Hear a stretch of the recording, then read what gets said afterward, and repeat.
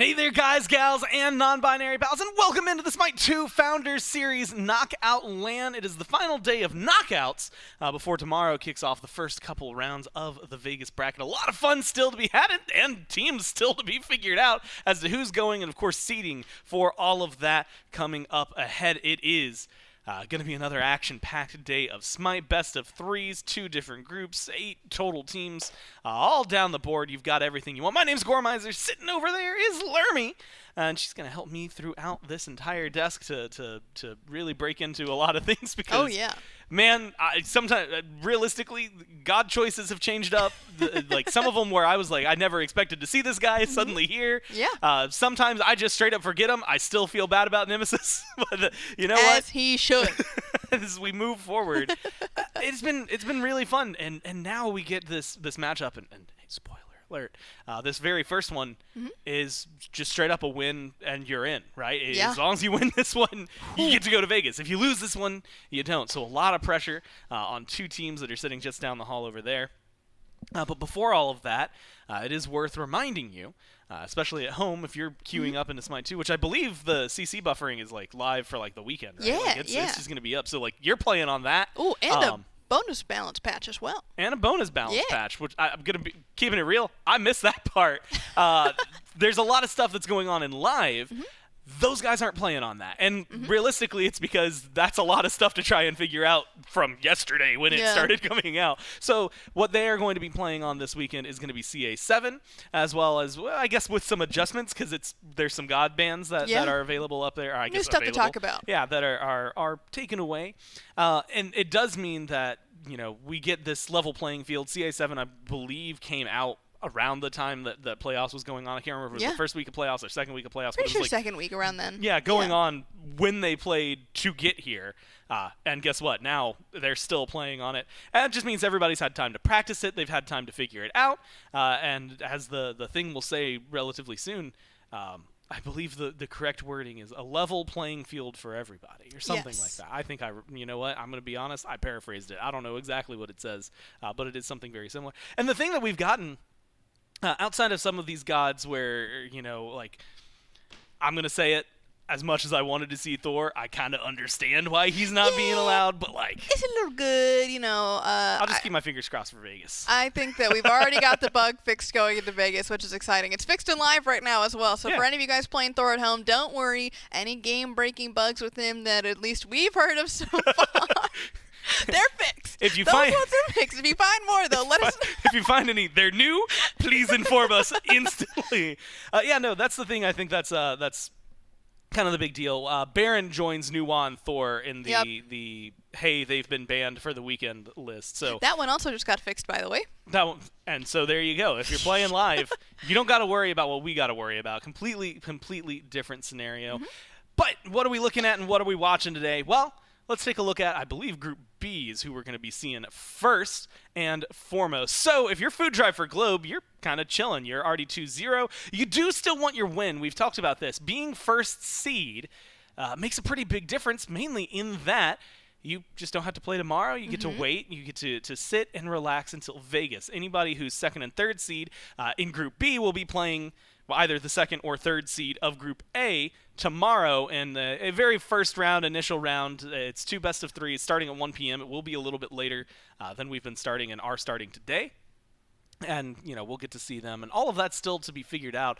I believe most of what can happen because of head-to-heads over in Group B is really just shifting around the top 3. I think most of it is seeding. I think Los Lille, even with a win over Smoke Break, their tiebreakers would end up going to the other teams, but I'd have to double-check that, so don't take my word on it.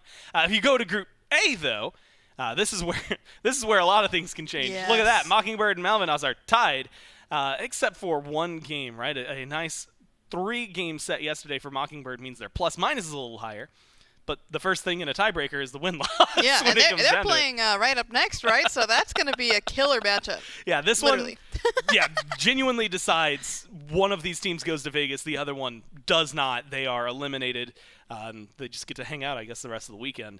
Meanwhile, a little bit after that, around 1 p.m.-ish, right, depending on the first set length, we'll be figuring out who's first seed. I think both Team Name But with 5Ms and Borscht have gone on record saying they really want it because they really just don't want to have to play on Sunday. And realistically, I kind of get it. They've been grinding throughout this weekend. You've already qualified for Vegas. Yeah. You just want to be at Vegas. You want the next step to be Vegas. And so that first seed bye kind of being nice. actually surprisingly big deal to the players that are involved. I mean, let's be real about it, right? If you are the first seed going into Vegas, it just makes that trip a lot more comfortable for you. You don't have to be concerned about going into the tournament with a loss as well. That is one thing to be genuinely worried about, right? Because that losers bracket is not a place you want to be at the very end stage of the game. You know what I mean? Mm-hmm. And we have been talking, I think, for a lot of these teams about like improvements. There's been a lot of LAN meta conversation, things like that.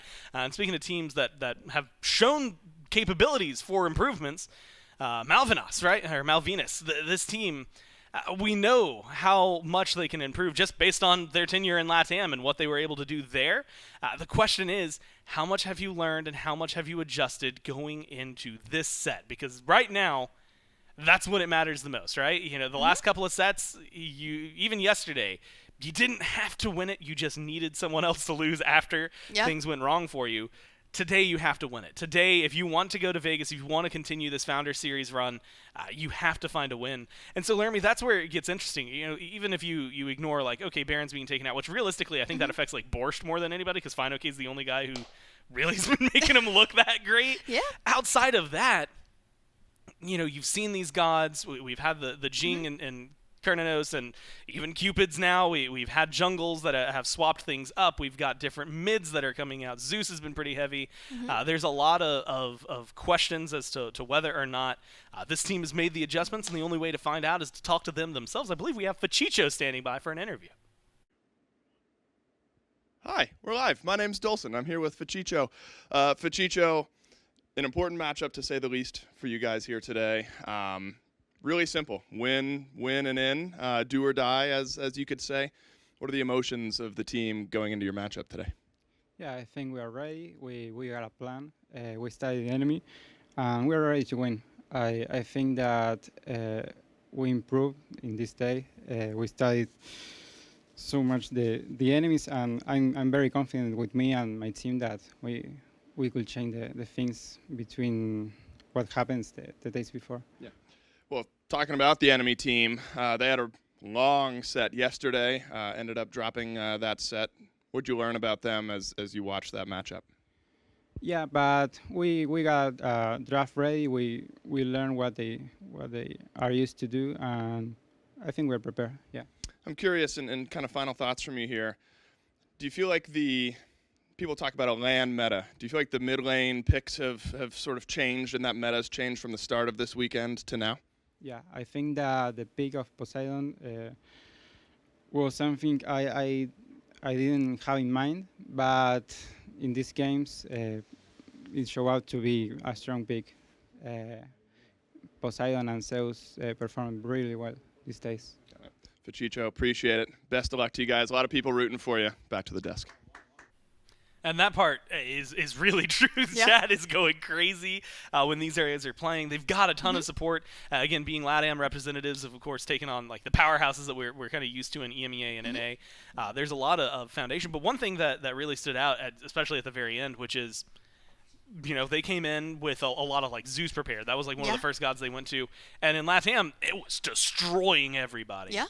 Here, it's been kind of sometimes destroys, sometimes gets destroyed, but that Poseidon pick has really been one of the bigger powerhouses. Oh, definitely. I think Poseidon is, when you talk about mid lane picks, that's like the one you want to be going to really at the top of the top. I think a lot of things can work, though, in mid, and so, you know, it's understandable that they'd want to come in with their own game plan. And even in other regions as well, we have been seeing the Zeus, like you said. It's just about the fact that these are the regions that are really prepared to deal with the Zeus because they've seen it so much. Different region, different group. Tegvier played at carry the other day. Yeah, that's also true. Yeah, sometimes things get a little crazy over there. The team they're playing against, though, well, that's Mockingbird on the other side. If you're looking at someone who will play that Poseidon, Hawk definitely there in the middle will. This team has proven, I think, to have a lot of versatility available to them. Spud and Calvin, I think, as a duo lane, have been pretty dominant and pretty dynamic. HyperX over in the jungle as well. Pretty big powerhouse. And when we look at this, I feel like jungle has been a very interesting point of contention because it doesn't feel like outside of Loki, I don't feel like there's like hey, this is the next best. It's just kind of like, okay, well, there's Loki. That guy's going to play Fenrir. This guy's going to play Nemesis. This guy's going to play Thanatos. Like, it's kind of, cream of the crop, whoever you want. Yeah, it really is nice to have that variety in the jungle, though, because I think that, in general, like you said, Loki is at the top, but it leaves a lot of room then for the player expression. Are you playing the Fenrir? Are you bringing in Amma? Are you doing something like Nemesis? There's so many options now that we've gotten, near close to 40 gods at this point in Smite 2, and it's been very exciting to see, what kind of weirdness people will do in the jungle, and I think, bringing something unexpected is going to be the key here. Bring something that they're not ready for, that they've got in the pocket, and it's going to feel real nice. And it's only because it literally just happened, and I feel Herox, but whenever you see like a person yawn, your brain it's like, oh, you've got to do that. Immediately, I felt it coming on. And I didn't realize it worked Good through morning, screens. Everyone. Yeah, I'm learning something incredibly new that you can, through the power of technology, you can still affect people.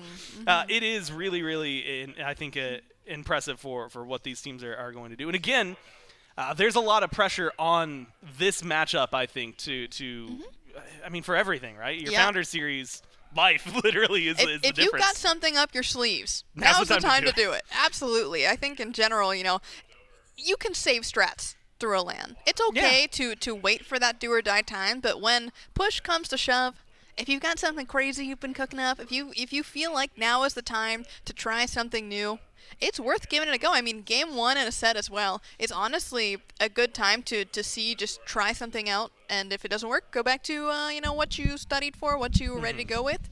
But I do think that factor of surprise is something especially potent in Smite 2, because for some of these newer characters as well, it's been a minute since these players have been against a couple of those characters, so show them something that they're not ready for.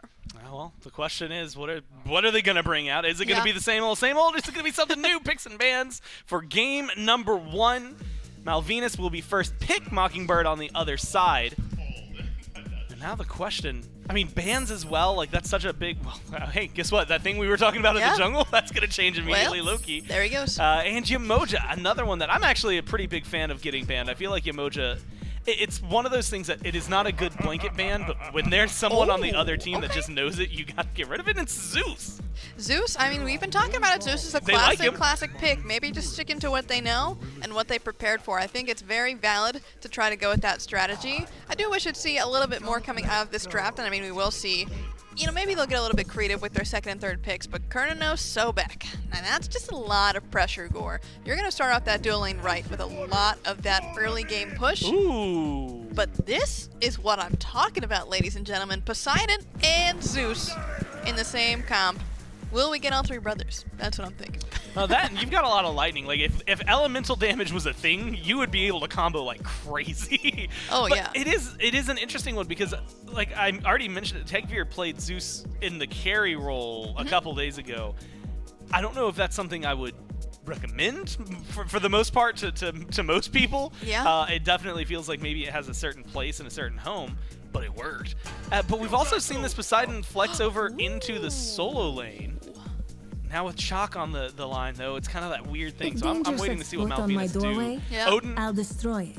Hecate, simple, Sobek, really. Kernanos, Mockingbird are getting a hell of a draft. Yeah, this is a very, very traditional draft coming out of Mockingbird. I am excited to see what Malvinas is bringing, right? Because I do think there's a lot of flex potential from these picks. We could be seeing Chalk in the jungle. Do I love Chalk in the jungle? No.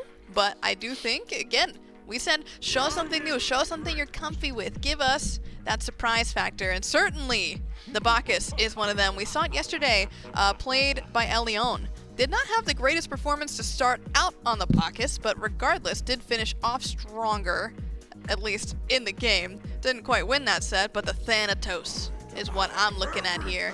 Loki off the table does mean that you gotta go to the next up on the board, and for some players, that's the Thanatos. Just a very exciting character to see. We've seen, Ratmilk playing it, and admittedly, Ratmilk was playing it whether or not it was considered good, and it didn't matter because he looked good on it. So maybe that's kind of what they're trying to channel here. It does feel like a little bit of pulling from what they've seen some of these other teams do in both their group and in the other groups, especially with the Bacchus getting locked in alongside the Chalk, alongside Thana, but with the double mage, like it's a different style than we've seen coming from these LATAM teams, but it brings a little bit of flavor. The downside is, I think the Odin cage is really, really nice here. Yeah, I was going to say no beads in kit here. No CC immunity between the Zeus and the Poseidon. And I think the Bacchus was really just picked to get out of the Odin cage, I won't lie to you. But even then, still susceptible to the Ragnarok, still susceptible to getting plucked out of the burp. It's a bit of a tough matchup across the board thanks to this Odin. That's why we've been seeing him getting banned all the time. Yeah, and realistically, alongside having him, then you get the Sob Execute, then you get Kernanos damaged up and dumped on top. I mean, for some of them, it's just the big circles game, right? Hey, we've got a cage that locks you in, drop all the damage there. But realistically, it's just a really solid comp with a really solid front line. Who's going to take game number 1? Remember, it's do or die. The only way to find out is to go over to our casters, Dave and Aggro. That's right. You heard that right. It's Dave and Aggro going into game number 1. Between Malvinas and Mockingbird, do or die, gotta win, best of 3. Ryan, we're waking up and smelling the coffee early this morning. Oh, is that what that is? Not what that is. Ah, okay. You heard something a moment ago. It was not the coffee brewing. I'll tell you what. But got to get up and at them because an all-important set between these two teams. Malvinas just not been able to put it together yet this weekend. Mockingbird goes 3 yesterday. Yep. Unable to grab the full set win. Now it comes down to 1. I mean, both these teams have had their moments during this LAN. I mean, Mockingbird, of course, a team that a lot of people were looking at, myself included, after they had a great performance during the qualifiers and knock out some absolute all-stars from the EMEA region. So I think a lot of people had high expectations for them, and they've hit that at times, and at times they've faltered a little. So I'm excited to see. This is one that Malvinas has obviously not looked quite as strong as some of the other teams in this group, as both these teams are 0-2, but this is one that Mockingbird, if they really want to compete to win Vegas in just a couple of weeks, I want to see them execute well during this set. Now, Aggro, you are so old that you remember. Wow, so happy to be back, Dave. Thanks, man. Yeah, what's up? You're so old. You are educating me a little bit on the history of this Malvinas team. Yeah, Beltway. Been around for a little while, and obviously have some fans in Latin America and around SMITE in general.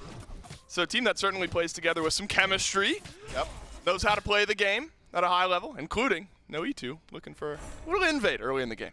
I like how much invading we've seen this weekend. I mean, I think, or this week now on the weekend, I think it's really good to just make sure that they know what to do. But Ooh. Calvin, not a lot of places to go. Hey, first blood, why not? Malvinas gets it started within the first minute of the game. And it's Ufel on the Zeus. I mean, I guess you call it ADC. That's the role he's playing this game. And Aggro, you for years would have dreamt of a Zeus ADC meta. I'm eating good. I don't know if meta is the word for it just yet, but it is Zeus ADC. And I love what Malvinas does to set up Ufel for that. Look at his items. He's got a Warrior's Axe to start. He's going to try and take these short, punchy trades, and so Noitu is just kind of making sure that they're distracted, setting him up. Can they get it done again? Calvin back in, has already used pluck, body blocked, one more auto. Ufel starts us off. Ooh. 2-0. Nearly on the knockup is Noitu. And Spud, a root on the flip side. Is this expected? Goodness, I don't know what to expect with the Zeus carry, but 2-0 going against CERN and Sobek. It's really good in these 2v2s. You have Chain Lightning there when they're grouped up in the jungle. I'm really surprised to see Mockingbird get themselves put into that position, because what you want to do is fight Zeus in the lane when the wave is there, and he's much less effective with Chain Lightning. That's why he's not really a great dueler in mid, is because the lane is really wide. You only have one person to bounce off of, and you can only do it off the wave. So there's a lot of things that you have to do in order to get yourself in an advantageous position. Ufel now, starting off 2-0, is going to start really ahead. And Zeus, especially in Smite 2 with the new 2, is really good at pushing leads. He can force you to fight him because he gets insane movement speed from the 2 and can just catch up to you if you try and run away. This is a really great position for Ufel to be in. Well, can they press that advantage? That's the question, Calvin. I mean, in that in the early buff invade, use that dash, and seems like everything's gone downhill from here. You got to watch your positioning carefully. One belly flop, one stun. Just going to pile on. then the question becomes, does Mockingbird get some jungle assistance? Watch out, Odin is on the bottom left-hand side of the map here, so could rotate into duo lane. However, Malvinas been playing so cleanly over here in duo. Got to realize that we haven't seen that Odin in a little bit of time, but an attempted gank still there for Mockingbird. What can HyperX get done? You fell. Steps forward. It's a stun onto Spud, but is there enough damage? Sure is. No E2. Third of the laning phase. You fell nearly. Gets the last bit of damage onto Calvin, but falls just a bit short. There's still a belch, a stun around the side. SMITE walking towards duo lane, but it looks like a 1-for-1 is all we'll get. Great timing there from HyperX because that shell was just coming up for UFL, and that was their best opportunity to catch him. Oh man, Mockingbird could start to pile on a bit. Spud roots SMITE, gets some damage. There's a blink, but a follow-up stun from HyperX. SMITE sidesteps the damage, but doesn't matter. The mid lane rotation from Hawk pays off huge for Mockingbird, and just like that, 2 kills given right back. I think this is kind of what we've seen so far this tournament from Malvinas, is that they make some good plays happen. You can see them being active, but then they just go a little too long. They don't just call the play off whenever it's done. That rotation from SMITE and Fachicho was good. They knew that that gank was coming, but if you're late, you're late. Go farm your buffs. Go. You already are ahead over here in this duo lane. Giving another kill over to Mockingbird, setting SMITE behind when he could have been vertically jungling on the right-hand side, knowing HyperX is on the left. You can translate your leads in lanes by trusting them to just convert and letting yourself get ahead elsewhere on the map. I think that's what Malvinas needs to do. Don't try and over-invest into UFL from here. Now HyperX, remember, Mockingbird played against a Thanatos of Punch yesterday. And so HyperX used to this matchup, specifically even Odin into the Thanatos. We saw that once or twice throughout the day yesterday. At the pregame interview, talked to Fachicho. Lovely time chatting with him, hearing what this Malvinas team is getting done. And some VOD review that they've been doing. Talked a bit about the mid lane meta as well, specifically how the Poseidon has started to rise in the ranks a little bit here, Ryan. Him against the Hecate is also a laning phase that we've seen once or twice. But Poseidon's really started to make a prominent name for himself here this weekend. I was a little surprised that we didn't see more to start, on Thursday with this tournament, but I agree with him. I think the Poseidon has impressed. Final K playing it in solo was good with the kind of bruiserish build. What's going on here? You can do a lot with Poseidon these days, and you can do a lot with a lot of different itemization things in SMITE too. It's one of the big exciting things about it, I think. Really neat. Fachicho, talk about the Poseidon, eats a stun, and a little follow-up spear from HyperX, who makes their way over towards mid. So that's Blink is now down, Ryan, and you got to imagine opens the door to maybe a return gank for Mockingbird here. In the meantime, a pluck onto UFL over and left. Polymorph damage, all of it. What does a 2-kill lead matter? Almost UFL able to flip one, but instead now the kills are even and Mockingbird have pulled the lead. So we saw the strength of the Zeus ADC early, right? Where he groups them up into a chain lightning and he does tons of damage and you're thinking, wow, this guy's really ahead. And now you see what everyone else sees about Zeus ADC most of the time, which is, boy, is that kill pretty free, especially when he's gone for Shell instead of something like Beads or Blink into the Sobek pluck. And the CC chain there was excellent from Spud, and that is going to be key. If Spud is late on that ultimate and all of a sudden a chain lightning comes down on both their heads, you've got your lightning storm there, he can survive long enough to get off that damage. But good CC chain from Mockingbird. And now all that work that Malvinas did to get him ahead early is now by the wayside. Look at the XP differential. UFL just hit 6 when sharing a wave with the Bacchus. Spud already sitting at level 7.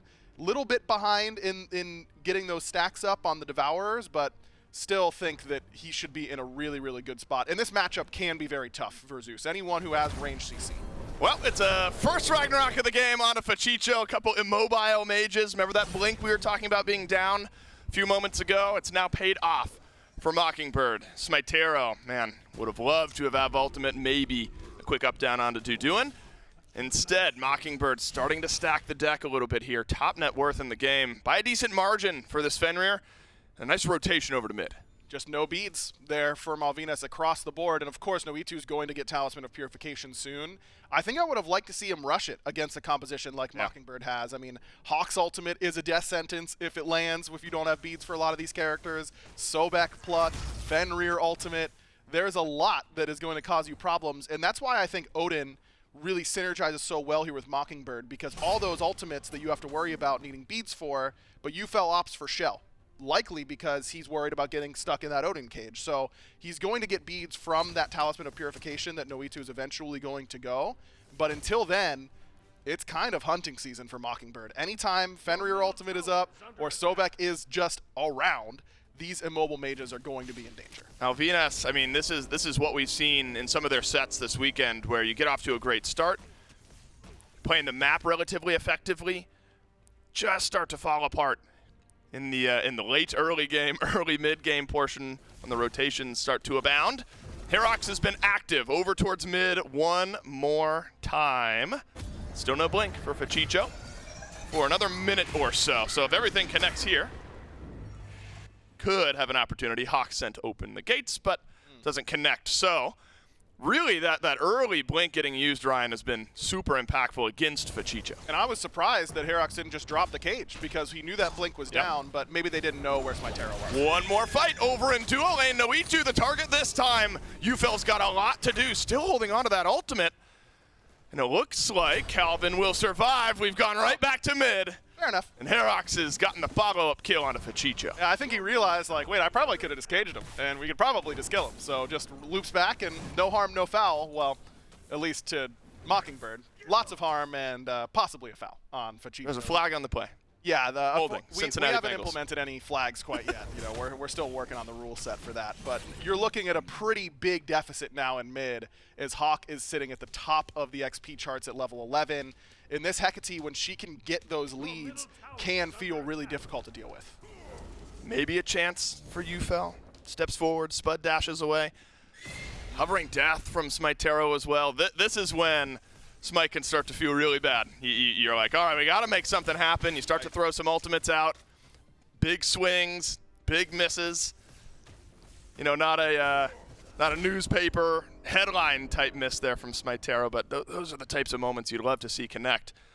But I think still shows Malvinas looking for something on the map. Exactly. They are being active, but I think their comp isn't really conducive to being the aggressors. Zeus is great when people are around him and coming to his zone. Poseidon, really good at controlling the zone. Chalk, good at the zone, but there's not a lot of hard CC. There's no ranged hard CC for Malvinas that can start a fight for them. So I understand the feeling that, hey, we're starting to fall a little bit behind. Let's try and make something happen. But they also have to understand that that's not what they've built this comp for. Let Mockingbird come in and try and get some counter engages going. And in order to do that, they need to get some key items. Talisman of Purification I already mentioned for Bacchus, getting some of that tankiness online for Beltway, but also some damage threat from him.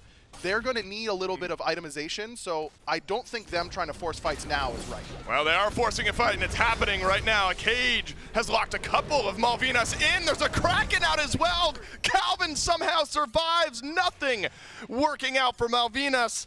Noitu, the Bacchus, in and dead for the first time in this game, but 6 now for Mockingbird after a 2-0 start for Malvinas. I mean, you sort of set the stage there, Ryan. Maybe not the time to be forcing a fight.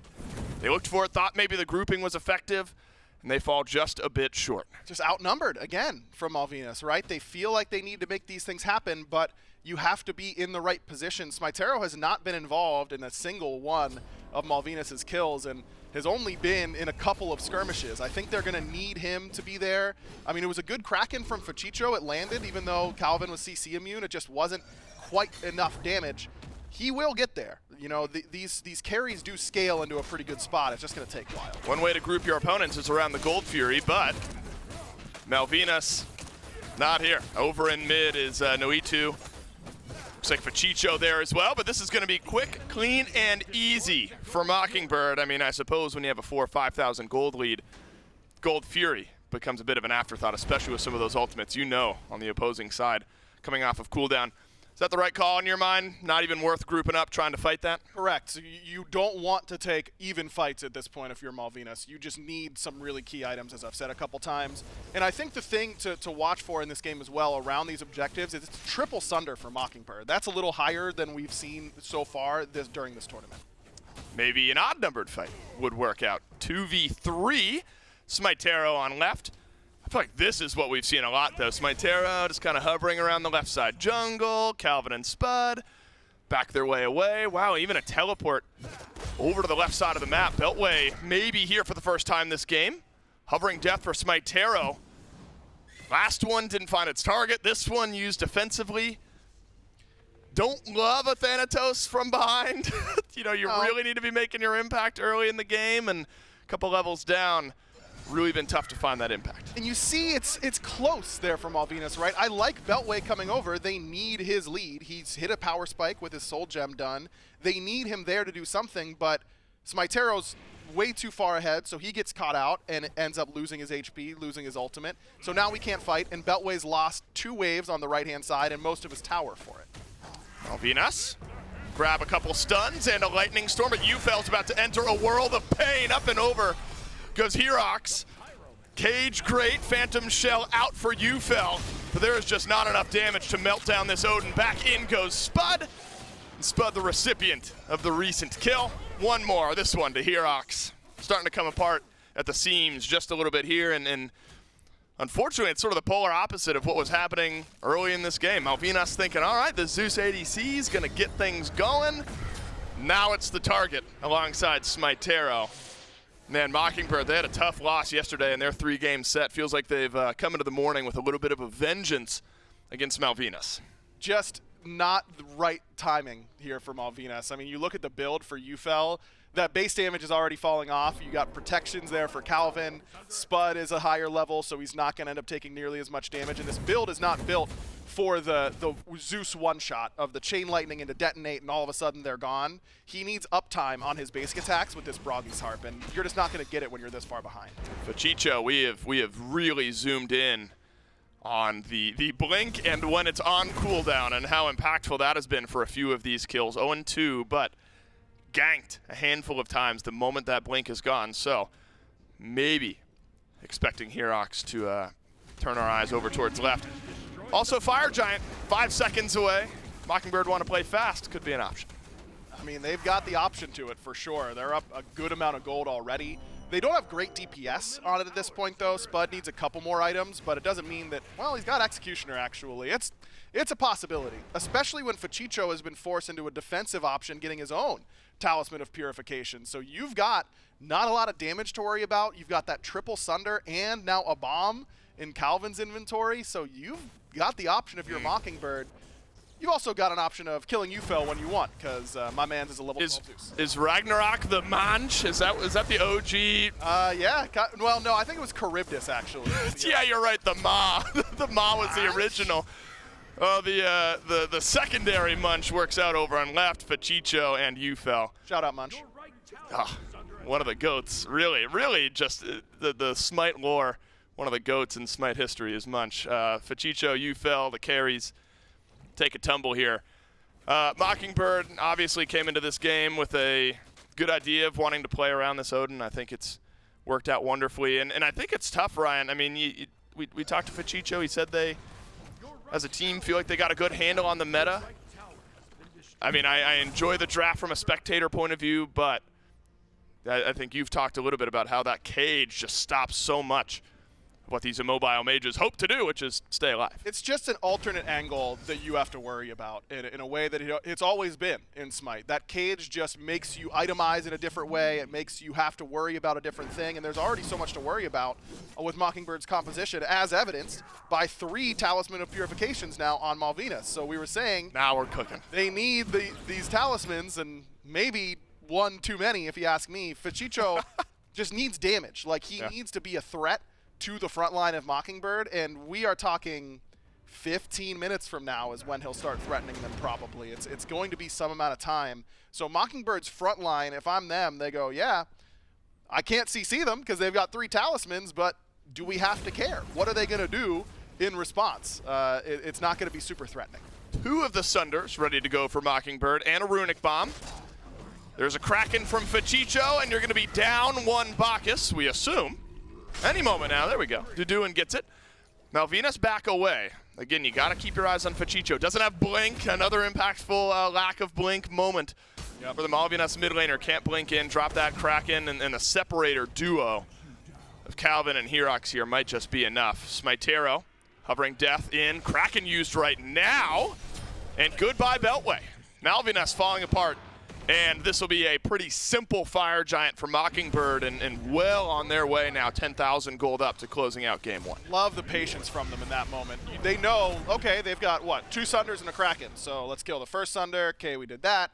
All right, we got the Kraken out, didn't kill anyone. And now, oh, Beltway, yeah, that's the other Thunder. We'll kill him too. And then we can address the fire giant. So really good patience from Mockingbird. And when I said at the start of this, I want to see them play this game clean if I want to have to consider them as a team to win in Vegas. This is exactly what I'm talking about.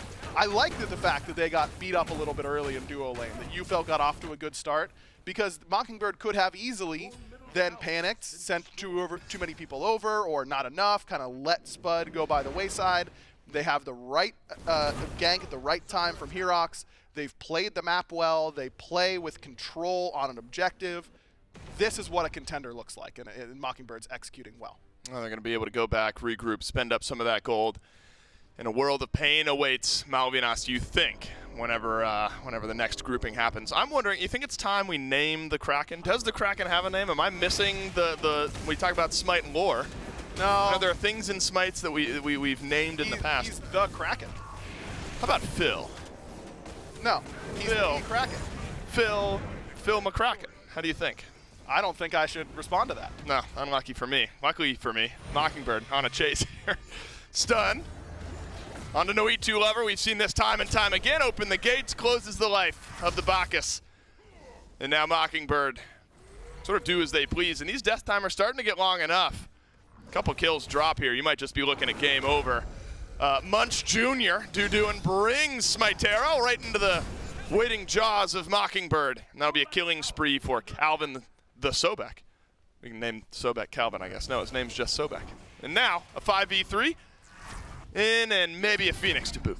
Not a whole lot that Malvinas can do, because yes, you've got double mages, and typically you'd think that means excellent wave clear. Poseidon, pretty difficult to siege into because the Tidal Surge is pretty good long-range clear, but Zeus notoriously bad on siege defense in terms of clearing waves. Now, if Mockingbird step in, get hit with a big chain lightning, you'd think that could do it, but again, check out UFL's build. It's in-hand based. These abilities are not the threat from him at this point. One more chance for Malvinas, you gotta think. Unfortunately, it starts with Bacchus dying off. Duduin leaps into the backline. He's tanking up the Phoenix here, so a little bit of damage. And hovering death from Smitero finally finds its target.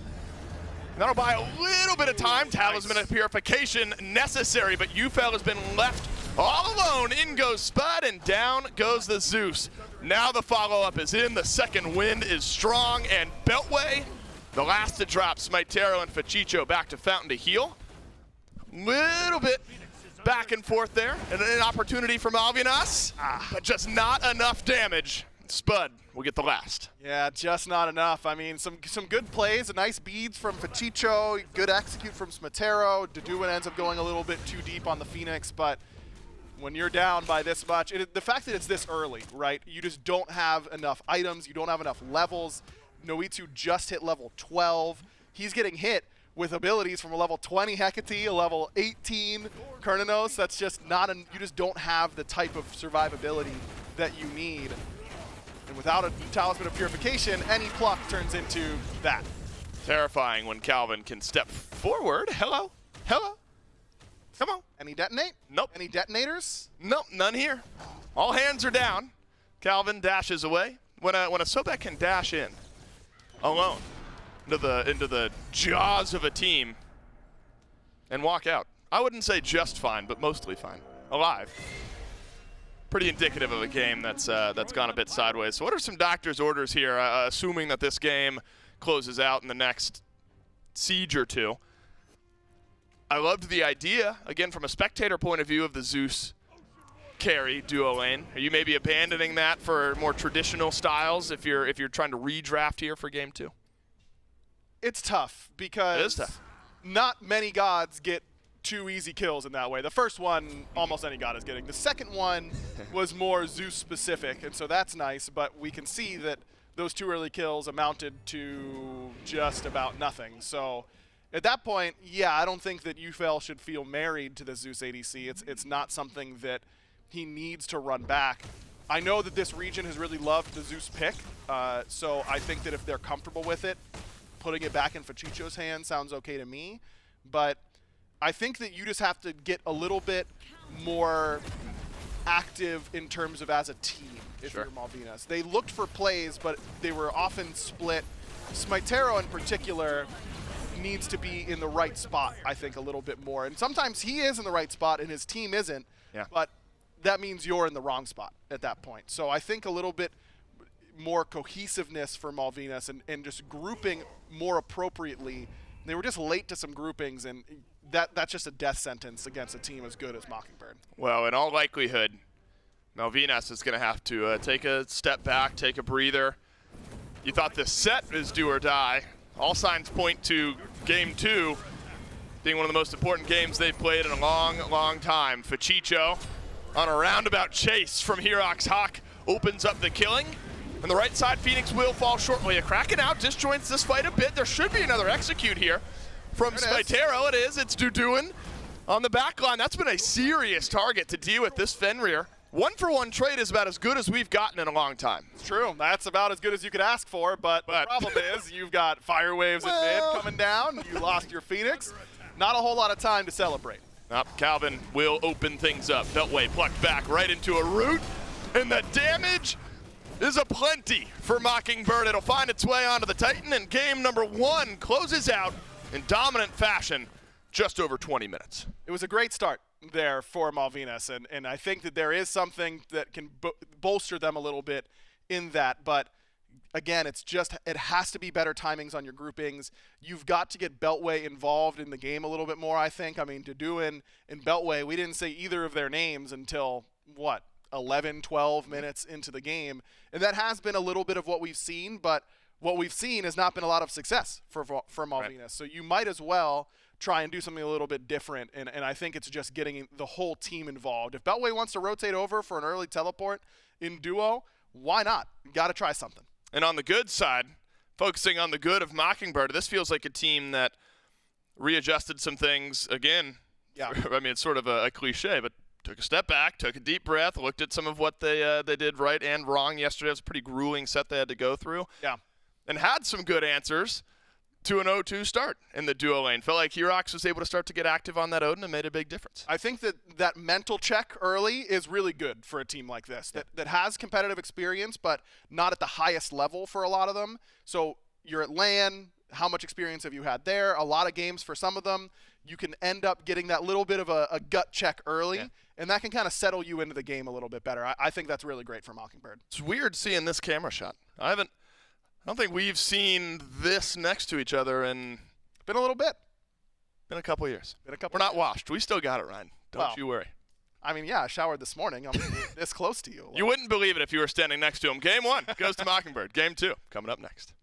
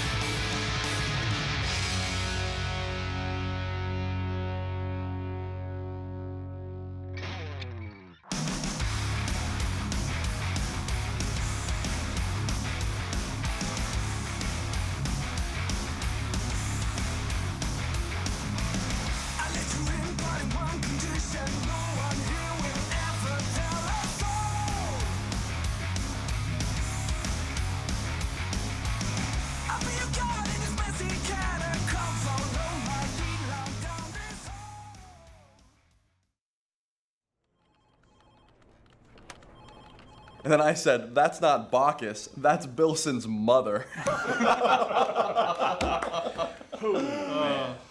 one always makes me laugh. But enough about my weekend. Hey, Gormizer, what's new with you? Just picked up my Smite 2 Founders Edition. Very nice. Purchased it on my preferred gaming platform just yesterday. Nice skin. It's Cacodemon Ymir. It comes with all Smite 2 gods. Forever. That's very cool, Gormizer, but that's nothing. Look at this. Nightstalker Neath and Ascension passes for 11 Alpha Launch gods. What do you think? Geez, that is really super. How'd a nitwit like you get so tasteful? Can't believe that Dandy prefers Chelly's Founders Edition to mine. Very nice. Impressive.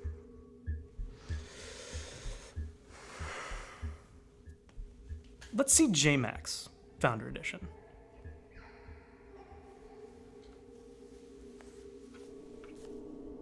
Look at that avatar, badge, and title.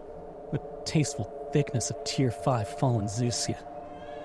Oh my god, it even comes with Ascension passes for all 23 Alpha gods. Don't be like this psycho and upgrade your Founders Edition, so you don't miss out on Nightstalker Neath, Tier 5 Fallen Zeus, and Ascension passes for the first 23 gods. Upgrade today. That's right, you can go to smite2.com right now. I actually just did it, and then you'll see this little button that says Become a Founder. There's two of them. There's one right in the middle and one right in the top right. You can click on that and then, of course, choose a Founders Edition level that suits you, whatever you happen to want. If you aren't a Founder already, well, you can get any of the three. And if you bought one that you saw and now you're like, well, I actually wouldn't mind getting the Ultimate, or I wouldn't mind getting the Deluxe. Well, you can upgrade while you're there as well. All of them are going to give you Smite 2 full game access instantly. You're going to be in. You're going to be able to play. You're going to be able to test out all the new changes to all of the gods, to the way the game works, see the new engine, all the lighting, all of it. It's gorgeous. There's so much that goes on with it, so you'd have that instantly. You also get all Smite 2 gods forever. Something that I said this when we announced it. I can't believe we're doing for that cheap anymore. Like, it is insane how good of a deal that is. So you want to pick that up. You'll also get 2 times your legacy gems. And as you saw, you can pick up things like the cross-gen Nightstalker Neath or the Tier 5 cross-gen Fallen Zeus skin, as well as Ascension passes either for 11 or for the first 23 Alpha gods. And Lermy, you actually probably remember the numbers better than I do, but every time I think about it, because, like, realistically, all Smite 2 gods forever is kind of hard to get past. Like, that's literally just so worthwhile. But those Ascension passes, like, you get diamonds and stuff from them. Like, it literally like pays you back. Yeah, no, exactly. They pay for themselves. Right now, you've got 40 gods on the table, but eventually we're going to be getting up to, at this point, 132. So that value only gets better and better as time goes on. More gods get released. It's a great deal. I'll tell you, like, walking through, I can't say anybody that it has been. Just watch Titan Talks for those, because that's where it's okay to spoil things. But there's been, every time I walk through and I see someone working on, whether it's a Smite 1 god or maybe something new or even just changes, like when you're cooking things up. Yeah. Like, that stuff is just, it's just so fun. And it just, I don't know, it feels fresh. And it makes me want to be a founder. So you should too. Smite2.com. That's where it's going to be. If you want to make it to Vegas in the Founder Series, though, you got to find wins in this set, at least if you're Malvinas or Mockingbird. And despite the fact that it was a very hot start, 2 kills on the Zeus, felt like, oh man, is this going to be the one? And then it kind of came crumbling down around the Mockingbird. Ate a couple of deaths over there in the duo lane. And then after that point, didn't really slow down. They decided to dial it up a notch. And unfortunately for Malvinas, that meant death on death. It just meant control all around the map. We've talked a lot about farming, and even though most of that, it's not like too out of control, you see 2 people at 5 and 0, and I think that can tell a lot of the story. Yeah, the farm honestly was not that big of a deal with the early game because, like you said, off to a great start was Malvinas' duo lane, but it just turned out that tenure and really the synergy coming out, especially with this Odin in the jungle, kind of a little bit unexpected. You know, when we've seen him a little bit more in solo, but just so much pressure can be had when you've got that cage rotating around the map, especially when both of your carries, actually, technically all 3 of them can't get get out unless, Thanatos is ulting. And that's a perfect setup for, I don't know, Kernanos ult or Kate ult. Just a very strong character, proving, again, why he deserves to be banned this weekend. Yeah, someone who, especially in the last few weeks of EMEA, we saw really kind of skyrocket, I think, in priority in the jungle specifically for the Odin. Yeah. And then here, when you have a draft where it's like, well, that guy can't get out of my cage. Oh, and that guy can't get out of my cage. Especially in we've had this discussion, I think me and Trelly have harped on it a lot, where, like, everyone's going, you've got a lot of blink, you've got some beads, and there's quite a few sunders. I'm like, I don't know, guy. Like, at least one Phantom Shell, typically feels pretty good in those kind of scenarios. Things like that. And, that's kind of been this discussion is, like, how heavy do you lean into it? Do you all go for it? There are times in the past, and admittedly it's because balance changes where it's like, hey, this relic's real good. Ups and downs. There were times a month and a half ago where you had, like, 3 Phantom Shells. People were picking it up over Aegis and beads. But unfortunately here, the Odin... Well, I guess unfortunately if you're Malvinas, great if you're Mockingbird, the Odin just pops off. Yeah, just a little bit hard to deal with when it comes down to the play on field, especially when you're talking about those counter selections, right? Odin just is very strong against a lot of the characters in the game, right? We don't really have so many safe mid laners in the roster at this point in time, especially when the majority of them are seeing that Poseidon start to pop off Zeus. You can go Blink to counter that, but the problem is going Blink then means you don't have beads or Aegis. Not only that, the blink, hey, great. You got your dash, effective ability. 280 seconds. Great from ahead. Not that good from behind. Yeah, you are going to be waiting a long, long time before you have it back. I think they tend to agree. Odin gets banned. Yeah. And this is actually something, we were talking about Yamoja. So Loki is available this time around. I wonder if that's going to warrant a first pick, and it will. They're answering all my questions before I can even ask you. Well, man, what do I want to ask now? I guess, what kind of other picks? I mean, we talked about Loki in the jungle.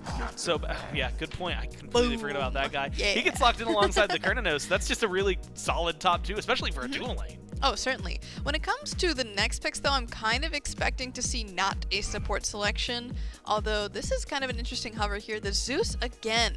I mean, it certainly got off to a good start, but I am kind of hoping to see this over in mid versus in the ADC this time. I just think that having a more, physical-oriented carry, Cupid, certainly one of those. He lines up in that line.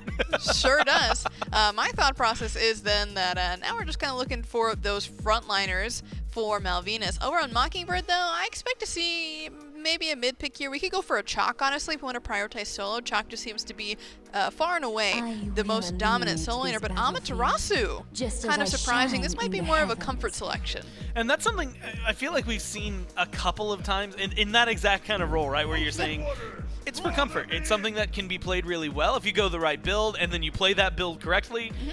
Maybe she's not the top, but she's also won some games this weekend for it. Yeah, she's been doing the job alongside of Poseidon. I really like the team fight that Mockingbird have built themselves. Oh, yeah. I think it's going to be great. Overall, though, ooh, we're getting a little crazy here. Bringing out the Amir. He's definitely been a lower priority support compared to the Sobek Yamoja and previously in earlier matches the Baron. But what I'm looking at right now, Gormizer, is the Hades selection over in the solo lane. Push comes to shove, you're pulling out the Hades, and Mockingbird decided to respond to that with the Thanatos. Yeah, we had talked about this, and I think we're getting it in a lot of areas this game, where, I was even saying, like, there's a certain point where you can kind of throw meta a little out the window and just say, hey, you know what? I'm good at this pick. I'm just going to pick this because, like, if I'm good at it, I can make it work versus this god that, hey, he's the strongest in the game, but, like, I suck at. I can speak from experience. Every time Susano's in the meta, I just fall off. I can't do it. I don't know it. My brain just doesn't click with him. I don't know why. And so that kind of, like, there's a little bit of that, I think, here. If you look at it, like, everything that Malvinas, even that Mockingbird have locked in, has been played, but, like, Hades isn't something a lot of teams are going for.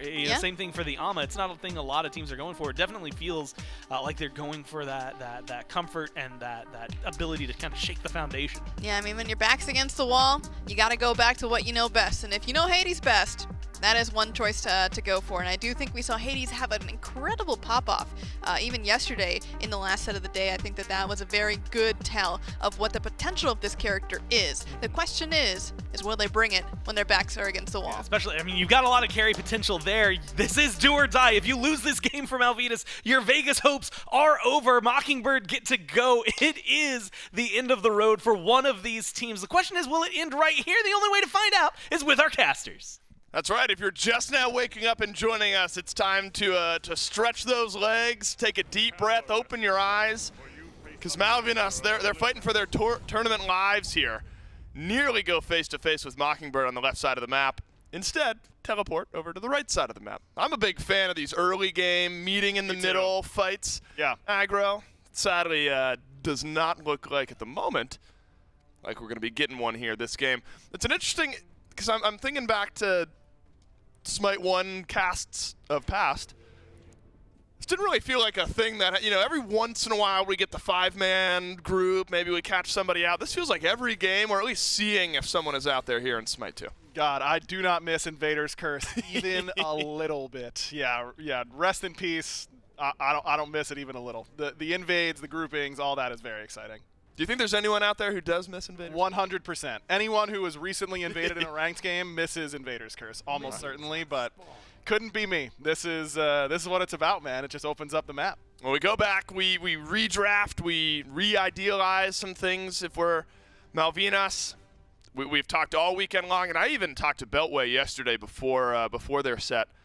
Said, look, I mean, we know that this is going to be a tough one. They end up dropping at 2-0, and he said, but tomorrow is our last chance. They already sort of had this idea that this was going to be the set, and you could sense that the weight starting to really grow and how important it was and how cool of an opportunity it is. Got to win game 2 to give yourself an option here at game 3, and some of what we talked about was where do we put the Zeus? What do we do with this Zeus? Fachicho is going to stick with it.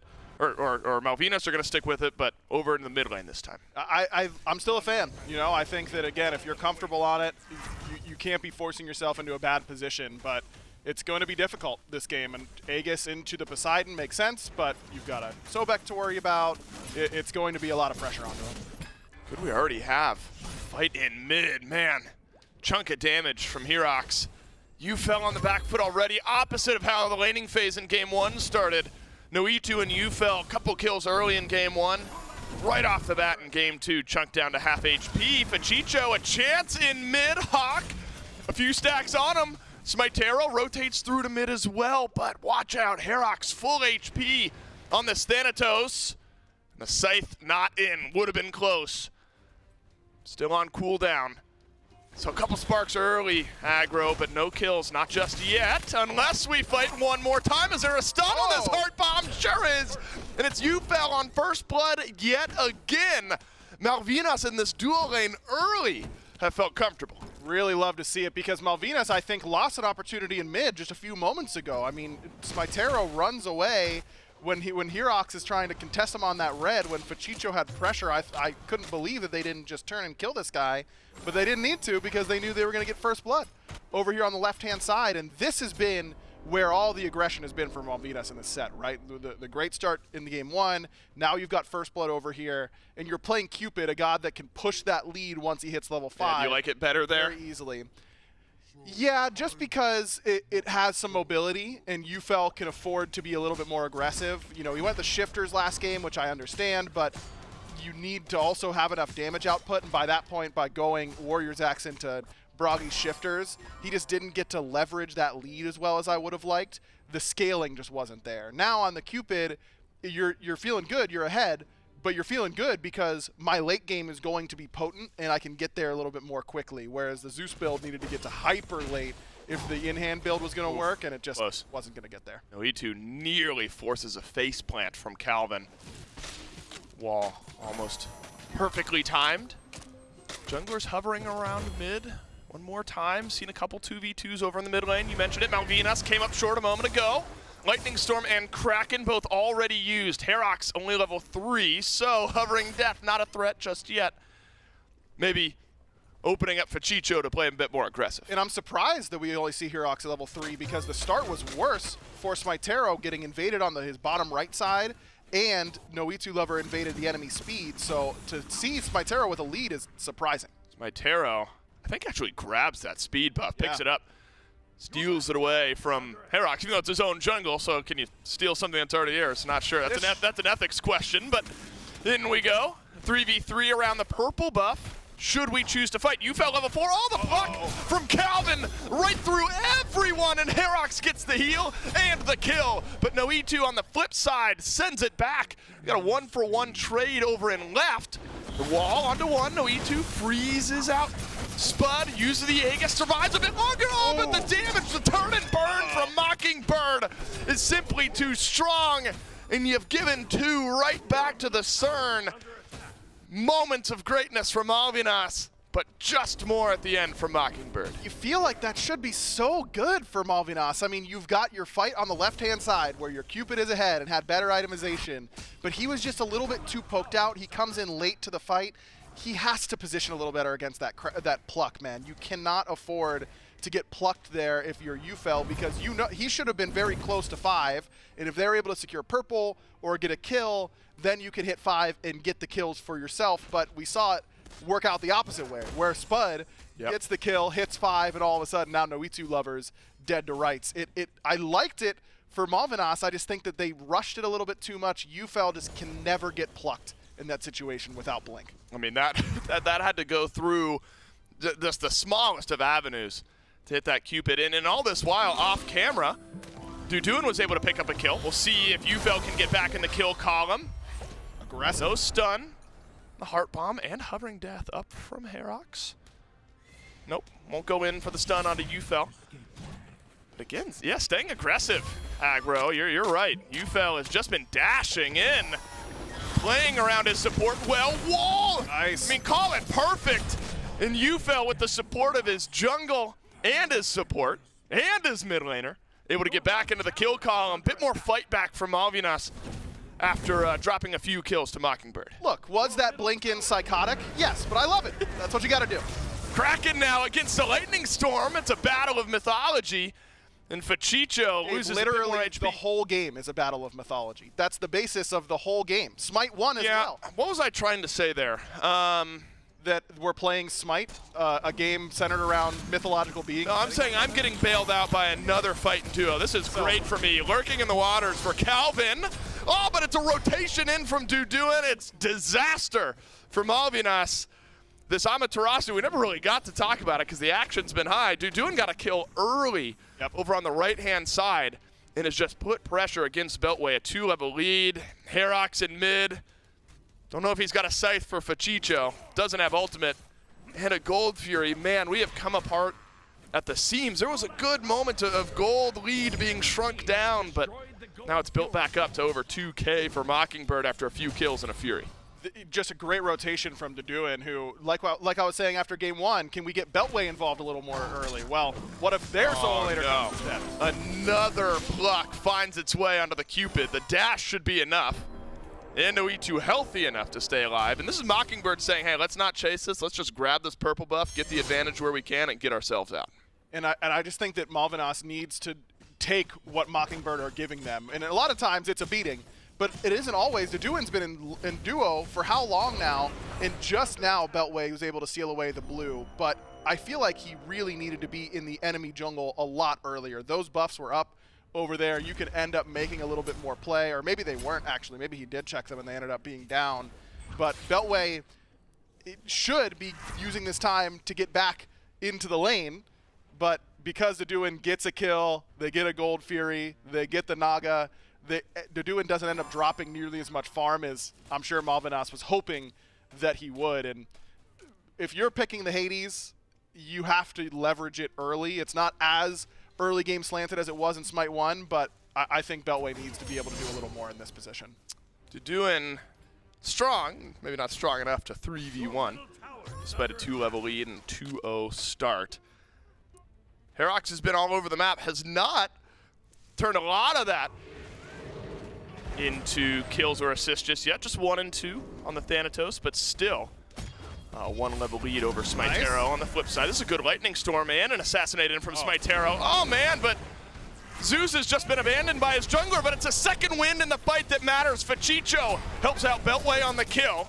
An ultimate in, Pillars of Agony forces Duduin to stay right where he is. Dash almost underneath the tower, and the blink avoids the dazzling offensive. Blinks used, and 1 for 1. Malvinas go in the mid lane, but Duduin starting to become a real problem. Whenever this Amaterasu's in, you can sense the winds change a bit in the team fight. Just so much damage, and he's built 4 damage at this point. You might be able to turn and burn on him, but when you use Assassinate and Lightning Storm in the 2v2, which I didn't mind. I thought it was a really good ultimate from SMITE, and Fachicho was ready there with the follow-up, but HyperX getting to get his ultimate off and make sure that he doesn't just get CC chained into instant death was pretty important. And like you called, Fachicho kind of gets abandoned a little bit. SMITE has been, I'm trying to think of the right word, he's been scared of some of these engagements, it's felt like. You know, he's been playing on the edge a little too much for my liking.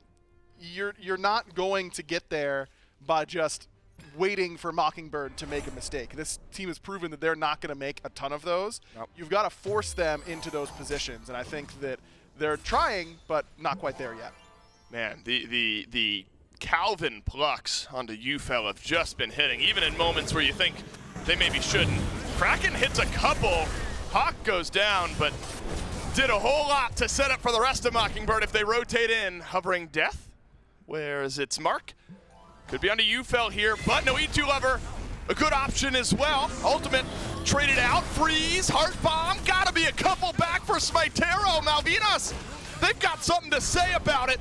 And a double for the Loki. UFL adds another in this fight as well. That's about as good as we've seen from Malvinas in the last few minutes. That's what I'm talking about, Dave. Beltway's here. He sees the fight coming early. He ends up rotating, and Duduin is farming on the right-hand side, so now we're in uneven territory, and we can make a play happen. Beltway being there is what really allows Malvinas to come clawing back in that engagement. Love the rotation. You hate this rotation if you're Malvinas, though. If this Amaterasu can chase you down, and you've got Hawk with a Poseidon and a dazzling offensive ready to go, it could get ugly real quick. UFL has used the dash. Nice wall. And a good wall, but what has happened? Duduin has just gotten an easy one onto SMITE, and real unfortunate timing because the Gold Fury has just spawned back up. Fachicho plucked beneath the tower. Kraken deletes UFL. I mean, this feels just a bit disjointed from Malvinas. Not clear avenues out of these fights. Ends up being 3 kills across the map. And terrible timing for Malvinas as the Fury respawns and immediately goes down for the second time. So you know when you've got like plans to go out and do something fun, right? And you're really looking forward. I don't. I feel like I've tried to avoid that actively as I've gotten older, but I don't mean to counter your point here. Go ahead. Well, thanks. Yes, I know what it's like. I know what it's like to have plans. Yes. And you're excited, but it's outdoors, and you check the weather. And the weather is just abysmal. And you're like, well, we'll risk it. You know, maybe we'll get lucky. And you get out there, and all of a sudden it's like a little sunny, and you're thinking, wow, maybe they just got the weather entirely wrong. Yeah. And then you just get downpoured on. That was the moment of hope for Malvinas that, like, okay, Beltway had this rotation. It was good. We got some kills. Maybe we can do it. And, Duduin's here. Hawk's coming out of base. Okay, SMITE dies. Oh, UFL got Kraken. Oh, Fachicho died. Oh, they got Gold Fury. So what were we doing after our plans today? Type of vibe right now. Going home, going to bed. The plan that you wanted to do all along. What I wanted to do from minute one. I'm still thinking about how. What did I say? A battle of mythology? Yeah. What am I even trying to say there? That made me mad. I'm going to be honest with you. It pissed me off a little bit, man. I was like, what is this guy talking about?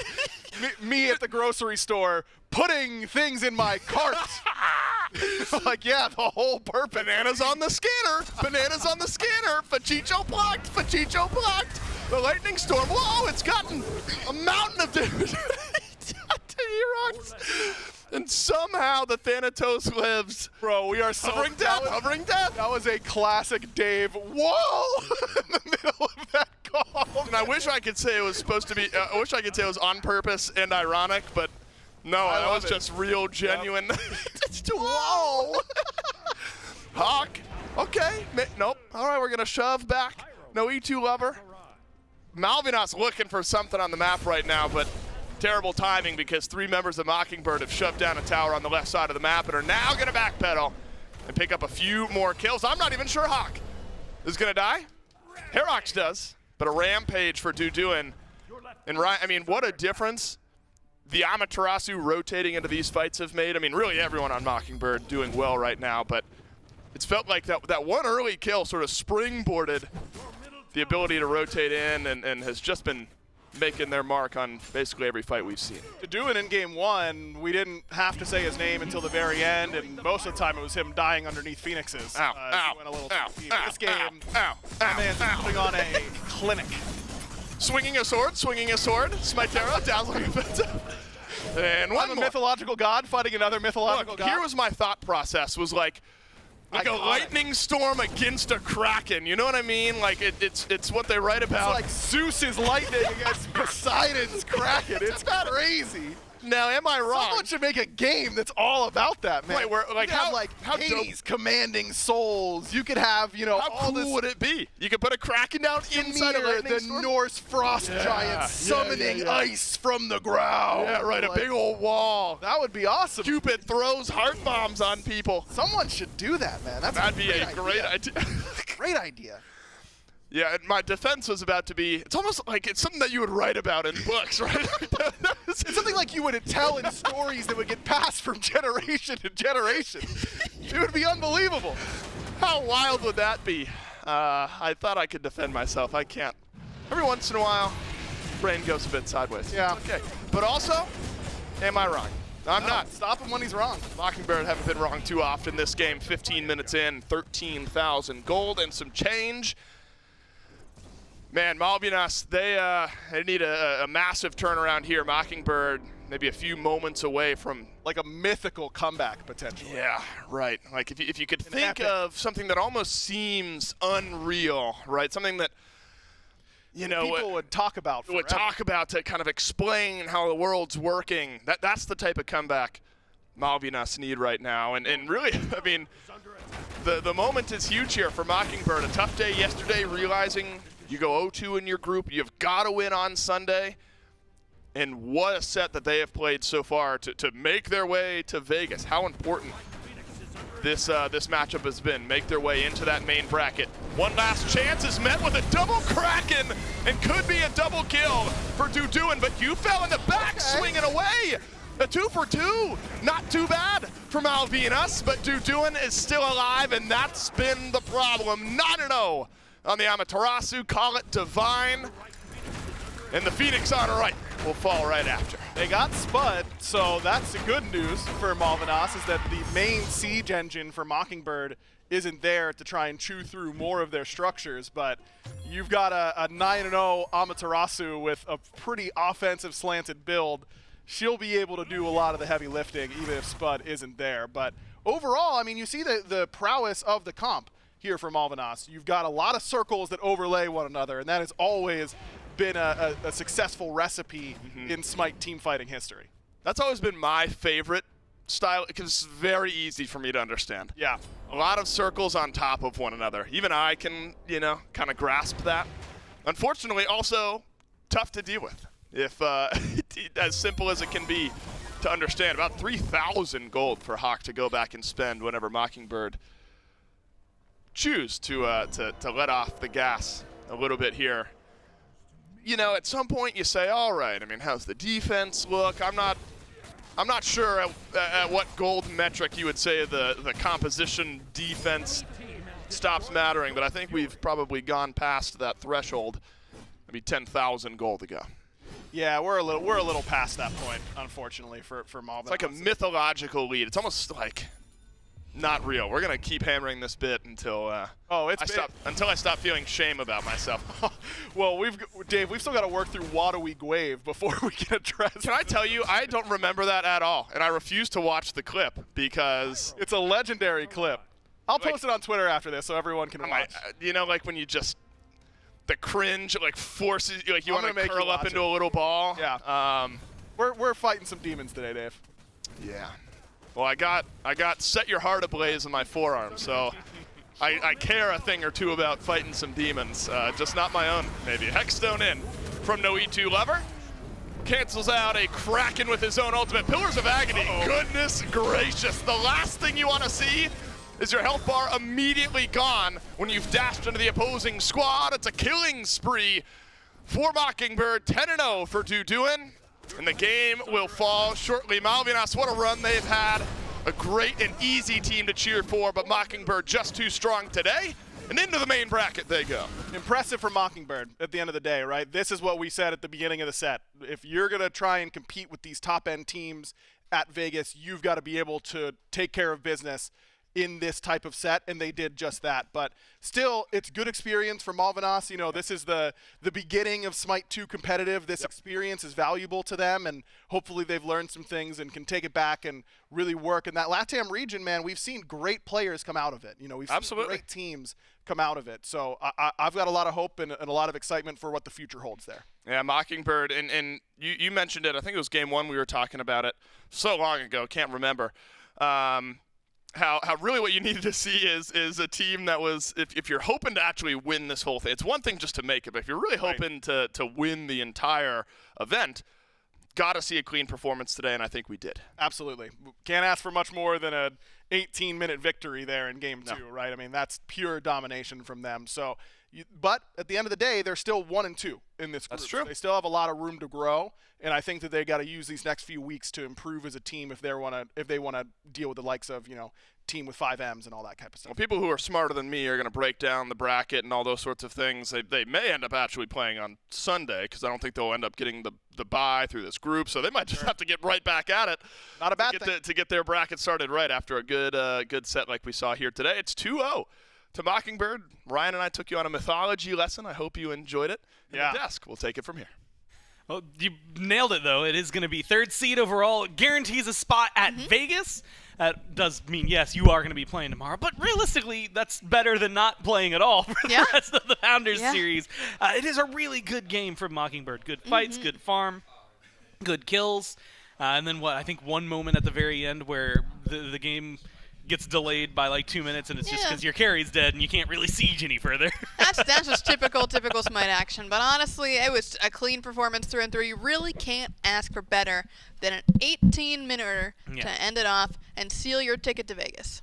And not only sealing your ticket to Vegas, but putting yourselves in a position where I honestly feel like, and we've kind of had this discussion, but tomorrow, like the bracket, the reason that we're starting the Vegas bracket is because it's double elim. So getting a win tomorrow, while it does then technically mean you'd be up against the 1st seed when you actually land in Vegas, it does mean that you're still in the top bracket. So there's a lot of things like that, I think, pushing forward. But realistically, qualifying more than anything, I think, showcases exactly what they needed to do and what they did do here. If you're Mockingbird, Fachicho, unfortunately 0-6. Really, we were talking about the Ama. We were saying comfort pick and like, hey, she's been pretty good when she is played, but not a lot of people have been going for her. So like, is it she's good? Is the build good? What are we going to see? 10-0-5 is pretty hard to argue against. Yeah, you could say that. And again, this is kind of a build that you would go to if you are just getting super ahead in lane. And it turns out when you are doing and you're playing like this, by all means, extra damage, throw that Braggy's Harp in, throw that Chin's Blade in. It don't matter at that point. I think you can kind of build whatever, and you're going to be feeling fine. And the damage is certainly showing there for the solo laner, but also over in the mid as well. Doing a shout out Hawk for the 17,500 damage on this Poseidon. Just a very good pick all throughout the weekend. Very, very solid for each member of Mockingbird. Yeah, I mean, every single one of them, when you do this, much like they said, right, you're coming in, now you're 3rd seed out of this group, which, means Vegas. Does mean that there's a little bit of room to grow. Games like that help instill that confidence that you're like, you know what, yes, we're doing the right things on the right path, taking those steps forward. So I'm really excited to see what these guys have to offer for us, because they are going to go to Vegas. And you know what? I want to hear how excited they are. We've got them standing by ready for an interview. That's right, and I want to talk to you first and foremost. It's my least favorite question, but I'm going to ask it anyway. You have to play a matchup today to make it into that Vegas main bracket. Calvin, did you feel some pressure going into the match today? And now that you've officially made it into the Founder Series final bracket, is there a weight off of the team? I think the whole team and me are pretty happy that we are qualified to Vegas. This is like our main goal, obviously.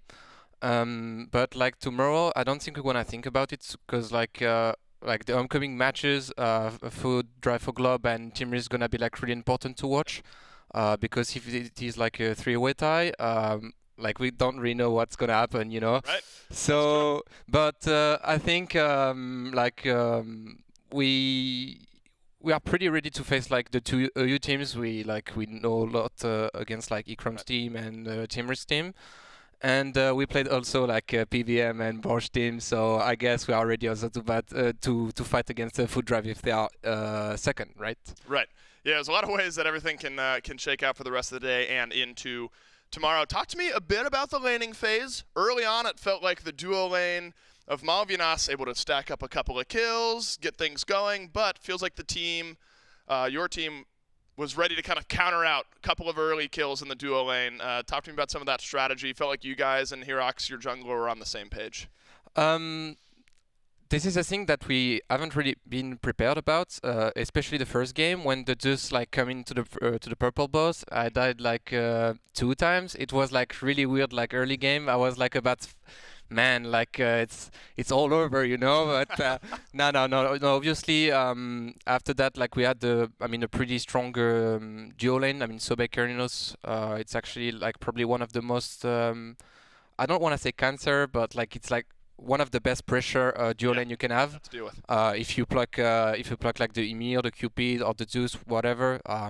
They are dead, right? So even if we had like a bird early game, yeah, we managed to come back, and yeah, this is what it is. Your blocks were really obnoxious in that second game, but it felt like somehow you always found the Cupid time and time again. Just kept connecting with that Cupid. Yeah. Yesterday, a tough set. You go all 3, you end up losing. Obviously, the team had to go back and sort of reshuffle some things.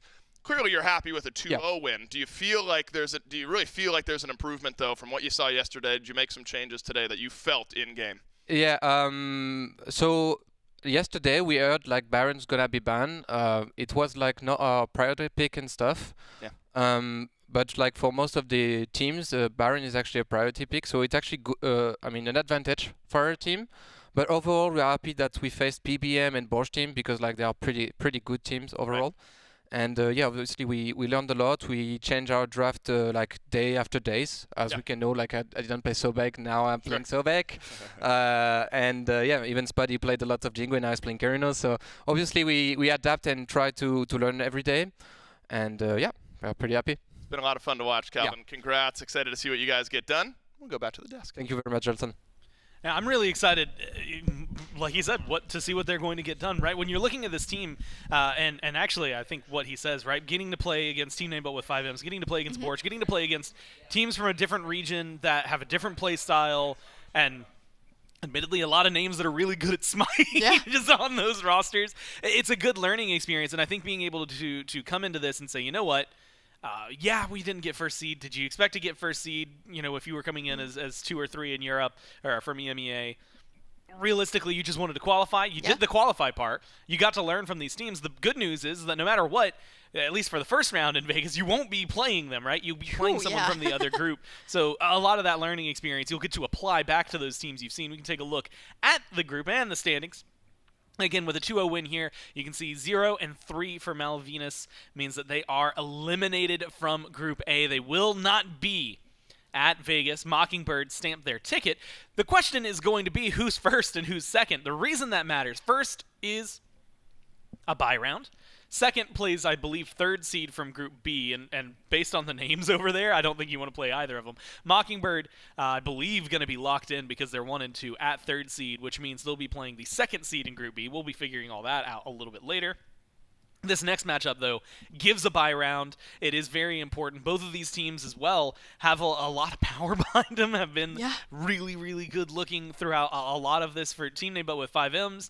A lot of the time, the only time they struggled was up against Cowabunga in the past. For Borscht, they've changed so much from when they first started to where they are now that they are a completely formulated squad that I'm really excited to see. I think this is going to be 2 big powerhouses taking each other on. Yeah, I'm really excited for this matchup, Gore. I think that it's going to be another one to watch. And like you said, the winner of this match does get that bye round. And again, not the end of the world to go into that seeding match coming up tomorrow. But at the same time, you'd like to be in that winner's bracket, not put yourself at risk of getting into the losers. And what I'm really curious, especially because like this is the fun of the last day of LAN for a seeding match, is you can get a little wild. Like you can pull out those strats, especially because like the patch you're on is not going to be the patch that we see. It's already so yeah, different. you could start pulling out anything that you really want. Yeah. And so I'm excited to see what Team Name But with 5Ms and Borscht are going to bring us. I'm really excited. I did some math, and there's a lot of wonky stuff that can happen in Group B as well. Like Group A was pretty set. Winner of this one gets third and goes to Vegas. Winner of this one gets first and gets a bye round. Group B is a different story, and we'll get to that a little bit later. For now, we're going to kick it to a quick break, and then when we get back, it's 5Ms versus Borscht.